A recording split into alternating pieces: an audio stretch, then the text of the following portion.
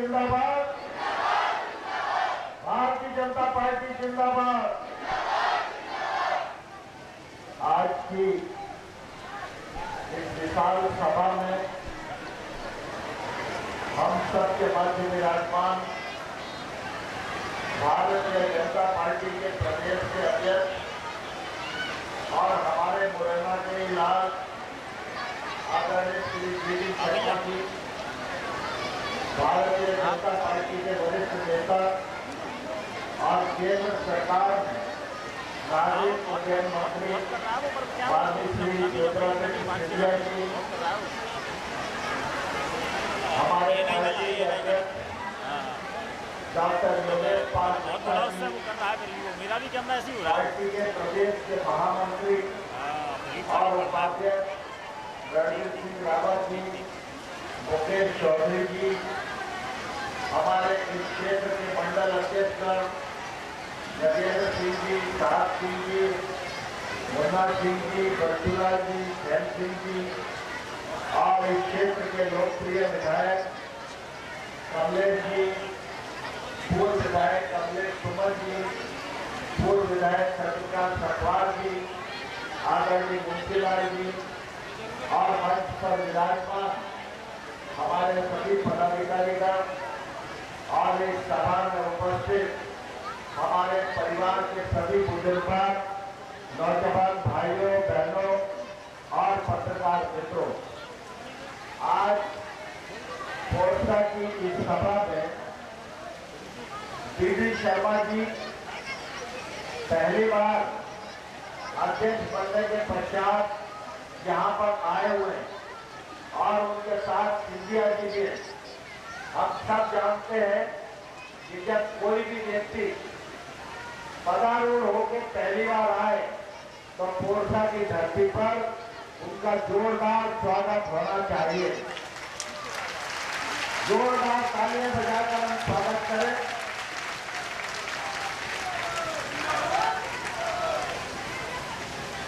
पिछले बार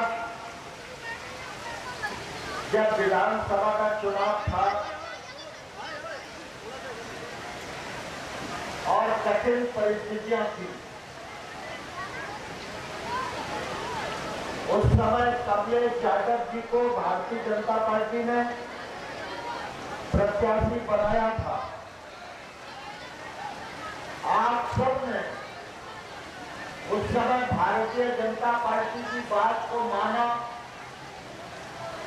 और भारतीय जनता पार्टी को आपने आशीर्वाद दिया। कमलेश यादव चुनाव जीते, भारतीय जनता पार्टी की सरकार बनी। उसके लिए मैं आप सबको हाथ जोड़कर बहुत बहुत आभार प्रकट करता हूं। आप सबको हृदय से धन्यवाद देना चाहता हूं। अभी मेरे पूर्व वक्ताओं में आदरणीय वी शर्मा जी, आदरणीय सिंधिया जी, दोनों ने अनेक उपयोगी बातें आप सबके मध्य रखी है। मैं उनसे अपनी सहमति जताते हुए 2-3 आग्रह आप सबके बीच में करना चाहता हूं। आप सबको मालूम है कि 2003 से पहले लंबे समय तक यहां पर कांग्रेस की सरकार हुआ करती थी। जब कांग्रेस की सरकार थी तो गांव में बिजली देखने को मिलती थी क्या? बताओ, बिजली देखने को मिलती थी क्या? किसी गांव में एक आध सड़क थी क्या? और जब कांग्रेस की सरकार थी तो न तो बिजली थी, न सड़क थी, न घर में शौचालय था, न घर में गैस का सिलेंडर था, न स्कूलों की व्यवस्था थी, न अच्छे अस्पताल थे, न बच्चों को खेलने के लिए स्टेडियम थे। आज जब भारतीय जनता पार्टी की सरकार शिवराज सिंह जी के नेतृत्व में एक लंबे समय तक काम की और आपने बार बार भारतीय जनता पार्टी को आशीर्वाद भी दिया। मुझको भी आप सब लोगों ने आशीर्वाद देकर सांसद के रूप में चुना, तो मैं ये गर्व के साथ कह सकता हूं कि अंबा से लेके देश दौड़ने तक भारतीय जनता पार्टी ने जो विकास किया है वो 50 साल में कभी कांग्रेस नहीं कर पाई और आने वाले कल में भी नहीं कर सकती है। कमलेश यादव ने एक पुस्तिका छपाई है और वो आप सबके बीच में बांटी भी है। मैंने कमलेश यादव जी को चुनाव के समय कहा था कि भाई लोग बहुत गुस्सा है, तुम विकास का काम अच्छे से करना, लेकिन मुझे प्रसन्नता है कमलेश ने आपकी वकालत भी ठीक से करी, जहां हमारी जरूरत पड़ी हमारा उपयोग किया और पारी पारी का हिसाब विकास का देने का काम कमलेश यादव जी के द्वारा हुआ। यही भारतीय जनता पार्टी की पहचान है। आज जब 10 सड़कें बन जाती है तो हमें ध्यान आता है कि एक सड़क और बननी चाहिए और एक सड़क और बननी चाहिए, लेकिन जो पार्टी एक सड़क भी नहीं बनवाती थी उस पार्टी से कोई मांग करने की कोशिश नहीं करता है। लेकिन मैं आपको इस बात दिलाना चाहता हूं, अगर आपके वहां 100 सड़कें भी बनी होंगी और अगले चुनाव के बाद 100 और सड़कों की जरूरत होगी तो भारतीय जनता पार्टी की सरकार आपको सड़क बनाकर देगी। आज आप सब देख रहे, जब कोविड का समय आया, कोरसा में ऑक्सीजन प्लांट नहीं था, ऑक्सीजन प्लांट लगा के भी अस्पताल में, अंबा में सीटी स्कैन की मशीन नहीं थी, अंबा में सीटी स्कैन की मशीन लगी के नहीं, अंबा के अस्पताल का उन्नयन हुआ के नहीं, कोरसा का नया अस्पताल बन रहा है के नहीं, 40 करोड़ रुपए की लागत से अंबा में भी और कोरसा में भी दोनों ब्लॉकों में सीएम राइस स्कूल बन गए, कोरसा में स्टेडियम बन गया है और आपका अंबा में स्टेडियम बन रहा है। उसे घाट और तिनाट के पुल की मांग लंबे समय से थी, काम शुरू हो गया है, थोड़े दिन में वो पुल बनके भी तैयार हो जाएगा। बेटियों के लिए स्कूल की मांग थी, स्कूल की बिल्डिंग का काम प्रारंभ हो गया है। हर तरफ कोशिश की जा रही है कि अंबा विधानसभा क्षेत्र में कोई भी विकास का काम न बचे।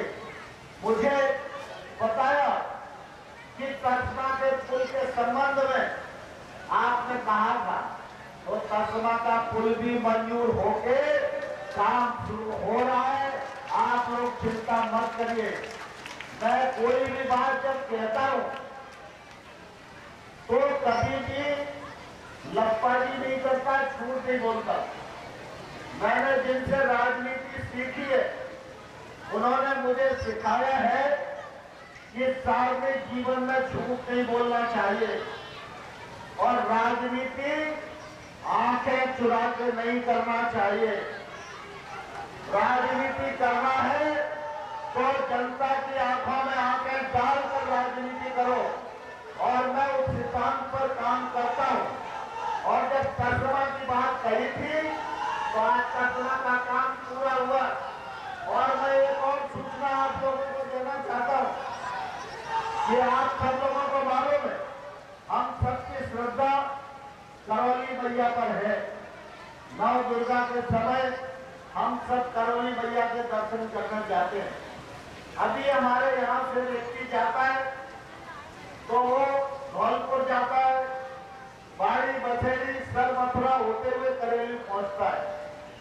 अब सबलगढ़ से करौली के बीच में 125 करोड़ रुपए की लागत से जैसे उसेर घाट और पिनाट का पुल बन रहा है, जैसे ही अकाल घाट का पुल बन गया है और अब आप यहाँ से सबलगढ़ जाओ और सबलगढ़ के आधे घंटे में करौली मैया के दर्शन करके आप संभलकर लौट सकते हो। ये भी एक नया काम अपने इस क्षेत्र में हुआ है। मैं इस अवसर पर बहुत लंबी बात नहीं करना चाहता, लेकिन मैं इतना जरूर बताना चाहता हूँ, हमारी बड़ी संख्या में बहनें बैठी हैं। अभी सिंधिया जी लाडली बहना योजना की बात कर रहे थे। लाडली बहना योजना में शुरुआत 1000 से हुई, अब 1250 हो गए। कल 1000 और डल जाएगा और ये रकम 3000 तक जाएगी। अब एक बहन को एक महीने में 3000 मिलेंगे तो 12 महीने में 36,000 मिलेंगे या नहीं मिलेंगे। और ठीक इसी प्रकार से 6,000 रुपया पीएम सम्मान निधि और 6,000 रुपया सीएम सम्मान निधि, तो किसान को 12,000 मिल रहे या नहीं मिल रहे। आप बहन को 36,000 और भैया को 12,000। तो भारतीय जनता पार्टी की सरकार और नरेंद्र मोदी प्रधानमंत्री, शिवराज सिंह चौहान मुख्यमंत्री 48,000 रुपया साल को तुम्हारे बैंक के खाते में भेजने का काम कर रहे हैं या नहीं कर रहे। अब ये 48,000 रुपया अगर गरीब किसान के घर में आएगा तो उसकी जिंदगी में बदलाव आएगा कि नहीं आएगा। उसके घर में बाल बच्चों की पढ़ाई के लिए व्यवस्था बनेगी कि नहीं बनेगी। और घर को जो कर्जा लेना पड़ता है समय समय पर, उस कर्जे से मुक्ति मिलेगी। आज तक दुनिया में किसी ने इस बात की परवाह नहीं की थी कि गरीब आदमी का इलाज ढंग से हो जाए।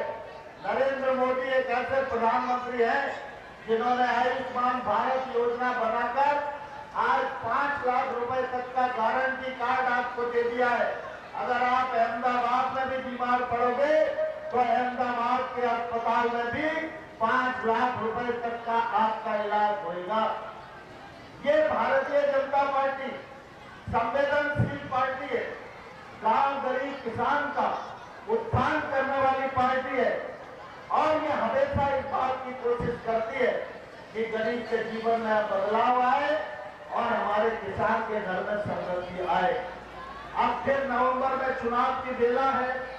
हम सब लोग चुनाव के सिलसिले में ही जन आशीर्वाद यात्रा के माध्यम से आप सबका आशीर्वाद मांगने के लिए आए।